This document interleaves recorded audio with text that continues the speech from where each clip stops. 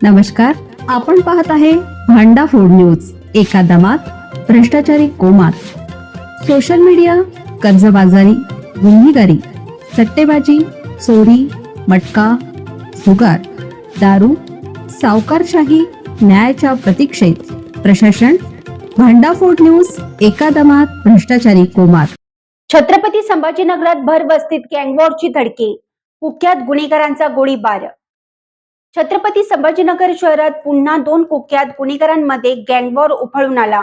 2 दिवसापासून वर्चस्व वादातून धुमसत असलेल्या वादानंतर गुरुवारी रात्री 9 वाजता पवन अनिल दिवेकर वय वर्ष 30 यांनी हनुमान नगरमध्ये रात्री 9 वाजता गोळीबार करत पोलिसांना आव्हान दिलं आहे.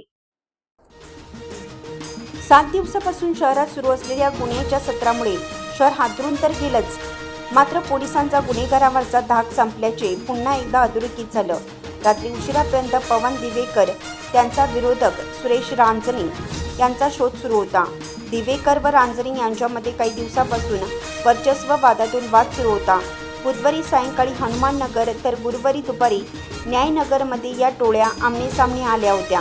रात्री 9च्या सुमारास पवन दिवेकर, त्यांचा नातलग साळवे व अन्य टवाळखोर हनुमान नगरमध्ये उभे असताना तेथे रांजणे गेला.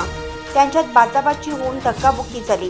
त्यातच दिवेकरने पिस्तूलद्वारे थेट हवेत गोळी झाडली. पोलिसांच्या दाव्यानुसार त्याने एक गोळी झाडली. त्याचे काडतूस घटनास्थळी मिळून आलं, तर प्रत्यक्षदर्शीच्या दाव्यानुसार पवनने जवळपास 3 वेळा गोळी झाडत दहशत निर्माण केली. घटनेनंतर परिसरात एकच हल्लाबोल उडाला. नागरिक सैरावैरा पळाले आणि काही क्षणातच दुकाने बंद झाली.